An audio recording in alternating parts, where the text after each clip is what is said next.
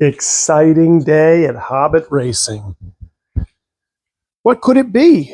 What could it be as we have a fellow car looking on? Well, let's find out. Even though you probably already know if you pay attention to the releases out there, and I've given a hint.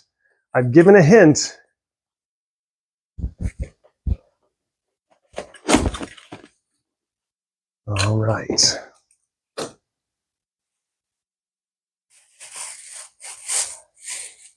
I'll get to my dum-dums later, but thank you for the dum-dums. My children appreciate the dum-dums. But what I appreciate and can't wait to open is this beautiful, beautiful, beautiful, beautiful Corvette. All right. Like a kid in a candy shop now, for real. Oh, my goodness. Oh, my goodness. Yes, yes, yes, yes. The pre-orders do come to fruition. Patience to those who wait. And pain on the thumbnail. Grub screws, undoubtedly for our front axle adjustment. Our NSR certificate showing you what you got. This model has been finished manually. The imperfections are not defects, but witness of handmade job.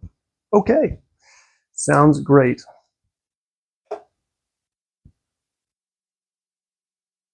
Wow, let's get a look at that up in the camera. Wow. I did not want to turn the ISO up too high because I didn't want to turn too much glare on, but I'm going to turn the ISO up just a little bit more for you all, even though we're doing that a little bit live. Wow. Wow. The camera may not do this car justice. Now, I'm not going to lie to you. I'm still a huge fan, if not always a fan, of the C8.R as my favorite Corvette. But the C8 grows on me all the time. And I'm a huge fan of the Le Mans liveries. And this car didn't win. And so it's not just about picking a winner, but huge fan of Corvette racing. Pratt Miller, what used to be Pratt Miller. My goodness, why don't we take it off of the actual jewel box?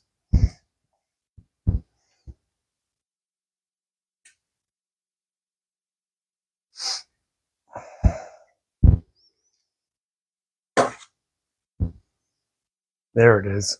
There it is for me to hold and everyone to behold if you haven't seen it up close yet. Just all the detail you would expect. Now, is this the exact livery? I can't say. Sometimes NSR doesn't pay for all of the detail in a Pratt & Miller car. I do hope it's to scale what we expect. I haven't really looked at too many of the red, white, yellow, and blue test car colors and seen too much reporting. I believe I recall someone reporting that the McLaren, for example, felt big, didn't seem like it was to scale. You know, I really hope this is to scale. Gosh, it looks beautiful. All the detail on there. You've got Pro and the number 64 for the indication then when it was still called what was it? LMGT3 or GT Le Mans. Beautiful work up here by the door where you can see that on the front as well. The hood has all the nice lines. This was updated. The later liveries from Le Mans, when you got past 2015, 2016, they always did something fancy, whether it be there was some American flag work, or in this particular case, they did the silver across the top, and it's just a great looking car. The diffuser in the back. I expect this to be a high performing car. So let's just take a look inside. Not that we should see anything different from an NSR. Phillips head screws, of course. One on the rear bumper, one right behind the guide. Exactly as what you can expect typically. Well, let's take a look underneath here. First of all, we have an even lighter weight interior than we've had in the past. So now we have gaps in some of the molding to create an even lighter piece. That's actually slightly different. It's more along the lines of almost like an ABS plastic than it would be the styrene type of plastic that you're familiar with seeing. My body, my interior looks like it's a little bit loose, but you know, who am I to say? I can always melt that tab back down and stop this guy from moving around in here if I want to. All the light tabs are pushed down nicely, so we shouldn't see any issues here from me trying to get my wheels and my axle up underneath here, so that's nice. We do have some engineering on the front where the opening coming through the grill is actually part of the chassis. I believe that's the same thing, if I'm not mistaken. Well, no, I think on the C7 that might be part of the body and not part of the chassis, actually, if I remember. So we do have something a little bit different there where you've got that as a see-through piece. And again, the body's so well tampoed. It's just, gosh, that is going to be a nice one to look at for a long time. Inside, we have that mold where we've got that rounded front end, a little bit more that is be able to tuck it up underneath there, just have it protrude enough to the same familiarity that creates the front of the C8 look and the diffuser. And again, this is built into the front of the chassis. Otherwise, you're very familiar. You've got some black cups where the motor pod attaches, but otherwise it's still the red hard motor pod coming with a magnet, coming with a King Evo 21,000 RPM motor, typical white thin, very good motor wire leads.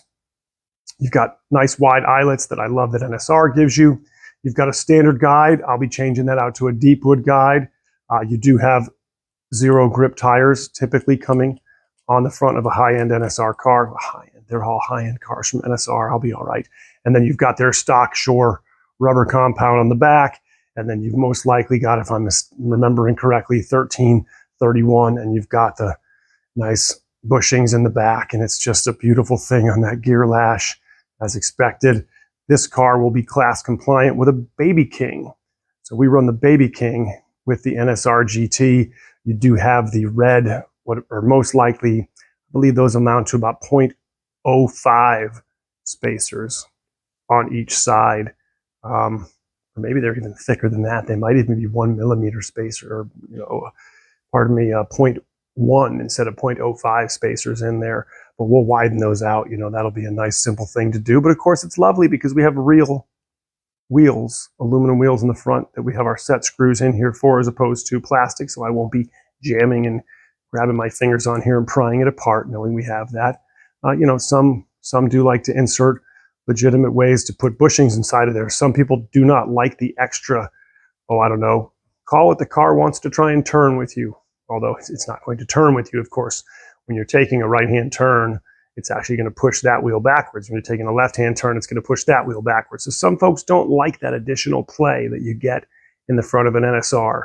I've personally never seen it make all that much of a difference in a home racing world environment, even on a high-end wood track like this, which, again, we can really scoot around this track. And, maybe the difference is in a car like this, if you choose to do some real enhancements, well, then go ahead and put the as I drop the screwdriver, go ahead and put the suspension cups on the back of this and really see what you can get out of it. But they're just such high-end, high-quality cars. And you've got the hard motor pod in there. And then, you always have that NSR chassis that is a little bit taffy-like, as I like to say, but just such a consistent build all the time. Almost never seemingly finding defects in these cars, which I love, but you always got to give them a once over. Make sure, you can already see on this one, there's plenty of space where we're going to have, good area for our motor pod float. And in general, just, beautiful car, just an absolutely beautiful car. If you're into Corvettes and if you're into C8 Corvettes, which I guess now I'll be into C8 Corvettes. It's my first. And now Now she's got a Le Mans partner down here. So out of the box, we also can see that it's probably the same yellow that NSR had been using for years on that car. I don't think that that view does it justice, and maybe I can zoom in just a little bit more on that so you can see that that's virtually the same color that they've been painting with for years on their cars for the C7 or perhaps any yellow for that matter. But wow, I'm excited. Looks fairly similar in wheelbase to the two cars. I suppose we could turn them over and do one last look. Oh, and how could I forget? This new mold does not have the ability to have the drop arm. The older cars have the ability to have the drop arm in case you have hills and other things on the track. Now, when I do look at the track itself, as in the ride track, they look like they are virtually identical in terms of the wheelbase. So another thing that's going to give me an indication that we should have an excellent handling car. Just awesome. Thanks for joining me on an unboxing. What the heck? While we're at it, why don't we go ahead and just pull the trigger a few times? Oh, the luxury that we can have when we don't plan on using the motor, so I don't have to break it in. So what the heck? Let's do a lap or two out of the box with that C8.R Corvette. Oh yes. Good old American muscle. Going up American Alley right there. And you know what? I'm running this car with rubber tires, NSR Super Grips coming on there out of the box. And oh man, yep. I hope it's everything it's cracked up to be. A lot of people say they love the way that it's coming out. So I plan on doing my best, although there's not a lot to do with an NSR. So, we'll just get a couple more pulls out of this. We're not gonna remove any silicone from the track running 10 laps with some rubber tires on here. So besides which, I can't run it. Yeah, that was a strange glitch, but we'll pull it all together. Yeah. Of course, we know that King Evo is a nice motor, but it has just too much torque for what I needed to do. So we go with the Baby King, and we get about a lower RPM with 245 grams of torque. But I'm happy to chase this thing with my phone and my finger all at the same time for a few minutes for the thrill of driving a new car out of the box. Give myself some fun for the evening. I never do this because I never, ever give myself the luxury of grabbing a car out of the box and doing it because I'm always breaking in a motor. But what the heck? Hey, it's a $20 motor from China. Even if I go to use this one day, maybe I'll run a comparison. But I love it. I love yellow. I love Corvette yellow, and I love Pratt & Miller, and I love Corvette. So there you go. A little bit of out of the box, uncharacteristic of me, but why not? If you don't subscribe to Corvette Racing, I'll poke you with my staff. Pokey, pokey, pokey. She will poke you with her staff. Pokey!